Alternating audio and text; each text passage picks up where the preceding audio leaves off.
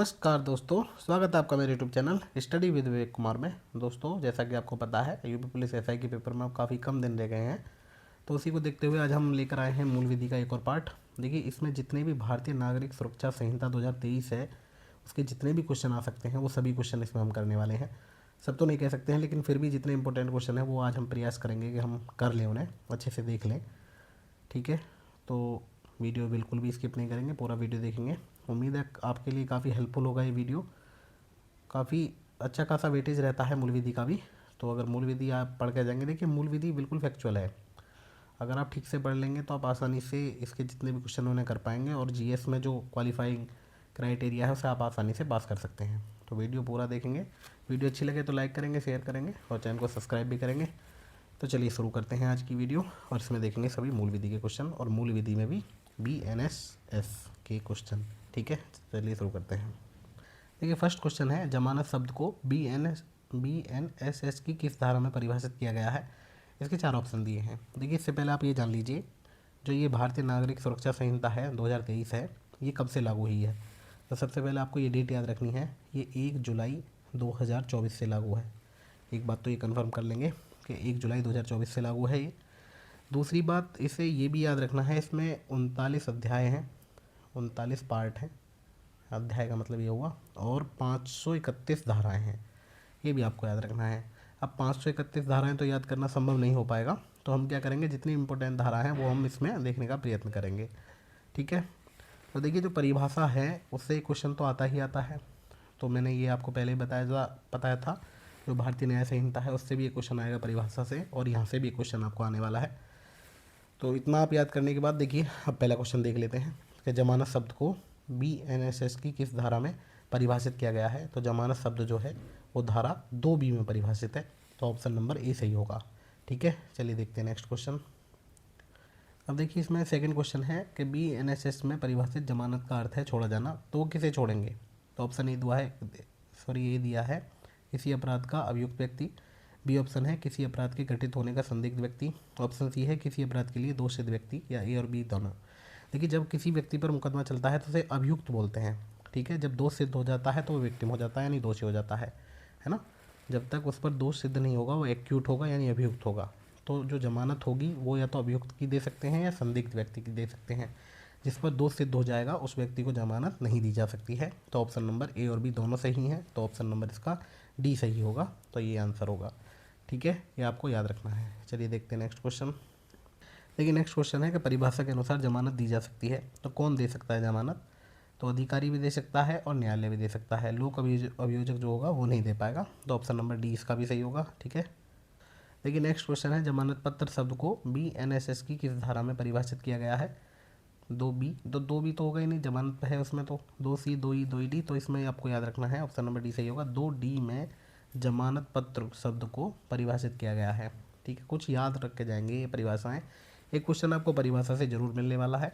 ठीक है, एक प्रोसीजर से मिलेगा, क्या प्रक्रिया होती है जमानत की, और क्या प्रक्रिया होती है किसकी, जो चलता है न्यायालय में। ठीक है, चलिए चलते हैं, देखते हैं नेक्स्ट क्वेश्चन। देखिए, नेक्स्ट क्वेश्चन है, बंधपत्र शब्द को BNSS की किस धारा में परिभाषित किया गया है। तो आपको याद रखना है, धारा 2E में परिभाषित किया गया है बंधपत्र को, तो ऑप्शन नंबर सी सही होगा। ठीक है, तो ये सही होगा। चलिए देखते हैं नेक्स्ट।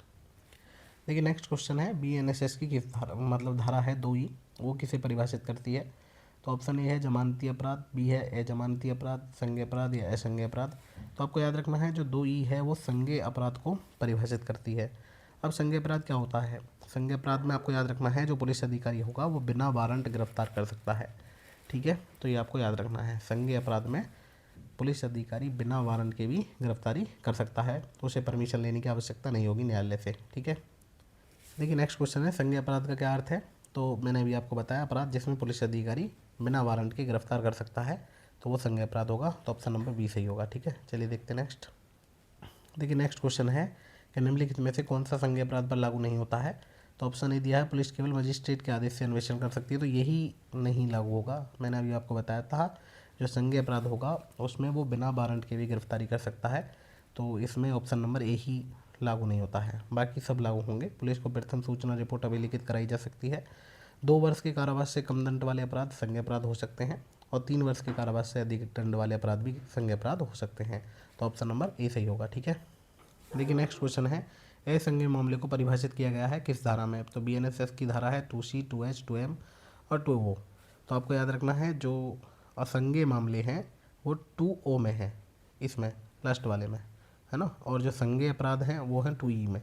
दोनों ही आपको याद रखने हैं। अब असंज्ञेय मामले कौन से होंगे? जिनमें पुलिस अधिकारी बिना वारंट के गिरफ्तार नहीं कर सकता है, उसमें वारंट की आवश्यकता होगी। ठीक है, देखिए नेक्स्ट क्वेश्चन है, BNSS की धारा 2O के तहत असंज्ञेय मामला या अपराध का अर्थ है एक ऐसा मामला जिसमें एक पुलिस अधिकारी को बिना वारंट गिरफ्तार करने का अधिकार है, तो वो संज्ञेय मामला होता है। तो ये तो नहीं होगा, किसी पुलिस अधिकारी को बिना वारंट के गिरफ्तार करने का कोई अधिकार नहीं है, ये सही होगा, ऑप्शन नंबर बी सही होगा। ठीक है, बाकी जो भी दे रखे हैं, DYSP रैंक से ऊपर के एक पुलिस अधिकारी को बिना वारंट के गिरफ्तार करने का अधिकार है। तो असंज्ञेय मामले में चाहे DYSP हो या SP हो, कोई भी बिना वारंट के गिरफ्तार नहीं करेगा। ऑप्शन नंबर बी सही होगा। ठीक है, चलिए देखते हैं नेक्स्ट क्वेश्चन नंबर। नेक्स्ट है, असंज्ञेय अपराध में अन्वेषण की अनुमति निम्नलिखित द्वारा दी जा सकती है, मतलब किसके द्वारा जांच की आदेश दिया जा सकता है? तो ऑप्शन ए दिया है भारत के किसी विभाग के मजिस्ट्रेट द्वारा, राज्य के किसी विभाग के मजिस्ट्रेट द्वारा, या ऑप्शन नंबर सी है जिस मजिस्ट्रेट के पास मामले की विचारण की शक्ति है या सत्र न्यायाधीश। तो मजिस्ट्रेट दे सकता है, लेकिन जिस मजिस्ट्रेट के पास मामले के विचारण की शक्ति है वही मजिस्ट्रेट दे सकता है। तो ऑप्शन नंबर सी सही होगा। ठीक है, देखिए नेक्स्ट क्वेश्चन है, BNSS का विषय भारत के संविधान की निम्नलिखित किस सूची के अंतर्गत आता है? तो याद रखना है ये जो विषय है BNSS का, ये समवर्ती सूची के अंतर्गत है। ठीक है, नेक्स्ट क्वेश्चन है, धारा 2H के तहत परिवाद हो सकती है लिखित, मौखिक या लिखित या मौखिक? तो आपको याद रखना जो परिवाद होगा वो लिखित या मौखिक दोनों हो सकता है। ठीक है, तो ऑप्शन नंबर सी सही होगा। देखिए नेक्स्ट क्वेश्चन है, परिवाद का अर्थ। तो परिवाद का अर्थ मैं आपको बता देता हूँ, जो अपराध करने वाला कोई भी व्यक्ति है वो ज्ञात है या अज्ञात है, उसके विरुद्ध जब कार्रवाई करेंगे तो मजिस्ट्रेट मौखिक या लिखित रूप से अभिकथन देगा, है ना। तो जो भी मजिस्ट्रेट मौखिक या लिखित रूप में अभिकथन देगा वो होता है परिवाद, याद रखना है आपको। ठीक है, ऑप्शन नंबर बी सही होगा इसका। नेक्स्ट क्वेश्चन है, परिवाद निम्नलिखित से संबंधित हो सकती है, संज्ञेय अपराध, असंज्ञेय अपराध, ए और बी दोनों से। यह संज्ञेय अपराध के लिए होनी चाहिए क्योंकि पुलिस के पास ऐसे अपराध के अन्वेषण की कोई शक्ति नहीं है, तो दोनों के लिए हो सकती है ये आपको याद रखना, परिवाद दोनों के लिए है। तो ऑप्शन नंबर सी सही होगा, ए और बी दोनों के लिए। नेक्स्ट क्वेश्चन है, BNSS के अनुसार निम्नलिखित में से कौन सा कथन सत्य नहीं है? तो ऑप्शन ए दिया है परिवाद केवल ज्ञात व्यक्ति के विरुद्ध की जाती है, बी है एक परिवाद मजिस्ट्रेट से की जाती है, सी है परिवाद मौखिक रूप से की जा सकती है, डी परिवाद में पुलिस रिपोर्ट शामिल नहीं है। तो इसमें बाकी सब सही है, केवल ऑप्शन नंबर ए सही नहीं है, क्योंकि इसमें जो परिवाद है वो ज्ञात या अज्ञात दोनों व्यक्ति के विरुद्ध की जा सकती है। ठीक है, तो याद रखना है ऑप्शन नंबर ए सही होगा। नेक्स्ट क्वेश्चन है, परिवाद का सबसे आवश्यक घटक है। तो ऑप्शन ए दिया है अवैध कृत्य का अभिकथन, अधिकार के उल्लंघन का अभिकथन, या शारीरिक क्षति का अभिकथन, या ऑप्शन नंबर डी है कार्रवाई करने की दृष्टि से किसी अपराध का अभिकथन। तो ऑप्शन नंबर डी सही होगा इसमें। तो परिवाद का सबसे आवश्यक घटक है कार्रवाई की दृष्टि से अपराध का अभिकथन। ठीक है, नेक्स्ट क्वेश्चन है, BNSS की कौन सी धारा वारंट मामलों को परिभाषित करती है?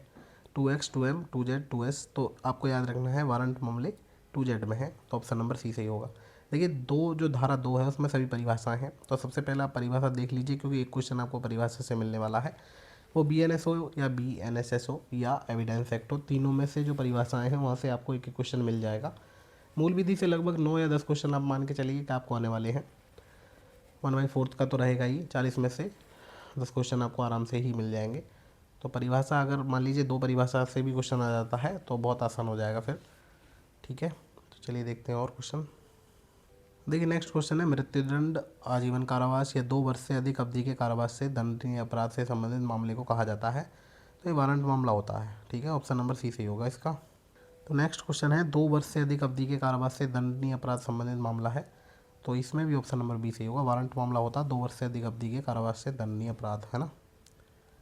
नेक्स्ट क्वेश्चन है, पीड़ित को BNSS में परिभाषित किया गया है किस धारा में? तो 2 में है पीड़ित, आपको ये याद रखना है। ठीक है, देखिए नेक्स्ट क्वेश्चन है जांच से रिलेटेड। तो सबसे पहले आपको याद रखना है जो जांच का मामला है वो धारा 2K में परिभाषित है। तो जो जांच है वो BNSS की धारा 2K में परिभाषित है। जांच मजिस्ट्रेट द्वारा की जाएगी। ठीक है, और मजिस्ट्रेट द्वारा किस दृष्टि से की जाती है? तो इसका ऑप्शन दिए हैं, प्रथम दृष्टा मामले का पता लगाएं, अभियुक्त को दोषसिद्ध ठहराया जाए, अभियुक्त की रिमांड अधिकृत करें या अभियुक्त को रिहा करें। तो आपको याद रखना है जांच इस पर्पज से की जाती है के मामले का पता लगाया जाए। तो ऑप्शन नंबर ए सही होगा। ठीक है, देखिए नेक्स्ट क्वेश्चन है कि बीएनएसएस की कौन सी धारा ऑडियो वीडियो इलेक्ट्रॉनिक को परिभाषित करती है। तो आपको याद रखना ऑडियो वीडियो के लिए धारा 2A है। ठीक है, तो ऑप्शन नंबर बी सही होगा, धारा 2A इसमें है ऑडियो वीडियो इलेक्ट्रॉनिक जो भी कुछ है। ठीक है, देखिए नेक्स्ट क्वेश्चन है बीएनएसएस की कौन सी धारा इलेक्ट्रॉनिक संसूचना को परिभाषित करती है। तो इलेक्ट्रॉनिक जो संसूचना है वो धारा 2I में है। तो ऑप्शन नंबर ए सही होगा इसका भी। ठीक है, चलिए देखते हैं नेक्स्ट। देखिए नेक्स्ट क्वेश्चन है बीएनएसएस की किस धारा के तहत अपराध शब्द को परिभाषित किया गया है। तो ऑप्शन नंबर बी सही होगा। ठीक है, धारा 2Q के तहत ये हम अपराध को परिभाषित करते हैं। तो ऑप्शन नंबर बी सही होगा। ठीक है, चलिए देखते हैं नेक्स्ट। नेक्स्ट क्वेश्चन है पुलिस रिपोर्ट को बीएनएसएस की किस धारा में परिभाषित किया गया है। तो पुलिस रिपोर्ट है 2T में। तो ऑप्शन नंबर बी सही होगा इसका भी। तो ये भी आपको याद रखना है। ठीक है, चलिए देखते हैं नेक्स्ट। देखिए नेक्स्ट क्वेश्चन है बीएनएसएस की किस धारा के तहत लोक अभियोजक शब्द को परिभाषित किया गया है। तो लोक अभियोजक है धारा 2B में। तो ये भी आपको याद रखना है। तो धारा 2B में है लोक अभियोजक। तो ये परिभाषाएं आपको याद रखनी है। ठीक है, नेक्स्ट क्वेश्चन है बीएनएसएस की धारा 2B के तहत लोक अभियोजक का अर्थ है, इसमें क्या शामिल है। ऑप्शन ए दिया है बीएनएसएस की धारा 18 के तहत नियुक्त कोई भी व्यक्ति। ऑप्शन बी है लोक अभियोजक के निर्देशन में कार्य करने वाला कोई भी व्यक्ति। तो ये दोनों ही ऑप्शन सही हैं। बीएनएसएस की धारा 18 के तहत कोई भी नियुक्त व्यक्ति लोक अभियोजक होगा, या लोक अभियोजक के निर्देशन में कार्य करने वाला कोई भी व्यक्ति वो भी लोक अभियोजक होगा। ठीक है, तो ऑप्शन नंबर सी सही होगा, दोनों सही है इसमें। देखिए नेक्स्ट क्वेश्चन है बीएनएसएस की कौन सी धारा पुलिस थाने के भार साधक अधिकारी को परिभाषित करती है। तो ऑप्शन नंबर सी सही होगा, 2R में है थाने का भार साधक अधिकारी। ठीक है, तो ऑप्शन नंबर ये होगा सही।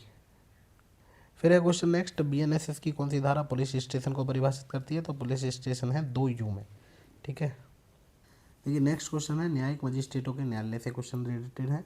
कौन सी धारा न्यायिक मजिस्ट्रेट की नियुक्ति से संबंधित है। तो धारा 9 आपको याद रखनी है। जो धारा 9 है वो न्यायिक मजिस्ट्रेटों की नियुक्ति से संबंधित है। ठीक है, चलिए देखते हैं नेक्स्ट। देखिए नेक्स्ट क्वेश्चन है जिले में न्यायिक मजिस्ट्रेट के न्यायालय को कौन स्थापित करेगा। उच्च न्यायालय करेगी, केंद्र सरकार करेगी, राज्य सरकार उच्च न्यायालय के परामर्श के बाद, या अकेले राज्य सरकार। तो ऑप्शन नंबर सी सही होगा। जिले में न्यायिक मजिस्ट्रेट जो होगा, न्यायिक मजिस्ट्रेट के न्यायालय उन्हें राज्य सरकार करेगी उच्च न्यायालय के परामर्श के बाद। ऑप्शन नंबर सी सही होगा इसमें। ठीक है, देखिए नेक्स्ट क्वेश्चन है न्यायिक मजिस्ट्रेटों के न्यायालयों के पीठासीन अधिकारियों की नियुक्ति कौन करेगा। तो पीठासीन अधिकारियों की नियुक्ति जो करेगा वो उच्च न्यायालय करता है। तो ऑप्शन नंबर ए सही होगा। ये सब चीज़ें आपको याद रखनी है ध्यान से, ऐसा नहीं कभी राज्य सरकार लगा दे उच्च न्यायालय के परामर्श से। तो न्यायिक मजिस्ट्रेटों के न्यायालय के पीठासीन अधिकारियों की जो नियुक्ति होती है वो हाईकोर्ट करता है। ऑप्शन नंबर ए सही होगा। ठीक है, देखिए नेक्स्ट क्वेश्चन है कौन सी धारा मुख्य न्यायिक मजिस्ट्रेट की नियुक्ति से संबंधित है। तो धारा 10 है। ऑप्शन नंबर ए सही होगा। ठीक है, तो ये भी आपको याद रखना है। इसके बाद देखिए नेक्स्ट क्वेश्चन है किसी जिले में मुख्य न्यायिक मजिस्ट्रेट की नियुक्ति कौन करेगा। तो मुख्य न्यायिक मजिस्ट्रेट की जो नियुक्ति होगी वो उच्च न्यायालय करेगा। ठीक है, तो ऑप्शन नंबर बी सही होगा। देखिए नेक्स्ट क्वेश्चन है अपर मुख्य न्यायिक मजिस्ट्रेट के पास निर्देशित ऐसी शक्तियाँ होंगी। तो ऑप्शन कैसी कैसी होंगी, मुख्य न्यायिक मजिस्ट्रेट, सत्र न्यायाधीश, या उच्च न्यायालय, राज्य सरकार। तो अपर मुख्य न्यायिक मजिस्ट्रेट के पास उच्च न्यायालय की जैसी शक्तियाँ होंगी। ठीक है, देखिए नेक्स्ट क्वेश्चन है उपखंड मजिस्ट्रेट की नियुक्ति कौन करेगा। तो आपको याद रखना है उपखंड मजिस्ट्रेट की नियुक्ति भी उच्च न्यायालय करेगा। ऑप्शन नंबर ए सही होगा। ठीक है, देखिए गिरफ्तारी से संबंधित मामले में देख लीजिए कुछ क्वेश्चन संघीय मामलों में जो गिरफ्तारी है। तो क्वेश्चन एक है एक व्यक्तियों की गिरफ्तारी से संबंधित प्रावधान बीएनएसएस के किस अध्याय में है। तो 5वें अध्याय में है। ठीक है, तो ये आपको याद रखने हैं। कुछ क्वेश्चन सीधे देख लीजिए आप। बीएनएसएस की किस धारा के तहत एक पुलिस अधिकारी किसी व्यक्ति को मजिस्ट्रेट के आदेश बिना वारंट के गिरफ्तार कर सकता है। तो धारा 35 के 3, ये भी आपको याद रखना है। ठीक है, धारा 35 होगी। ऑप्शन नंबर डी सही होगा इसमें। ठीक है, अब नेक्स्ट क्वेश्चन है बीएनएसएस की धारा 35 किससे संबंधित है। तो अभी बताया था कि बिना वारंट के गिरफ्तार कर सकती है जो पुलिस, वो किसके तहत करेगी, धारा 35 के। तो ऑप्शन नंबर बी सही होगा इसमें। तो ये थे बीएनएसएस से रिलेटेड कुछ इंपॉर्टेंट क्वेश्चन। इसका एक और पार्ट लेकर आएंगे जो बीएनएसएस से ही रिलेटेड होगा। ठीक है, तो एक हम जीएस के भी वीडियो लेकर आएंगे। तो अगर वीडियो अच्छी लग रही हो तो लाइक करिए, शेयर करिए, चैनल को सब्सक्राइब करिए। बहुत बहुत धन्यवाद।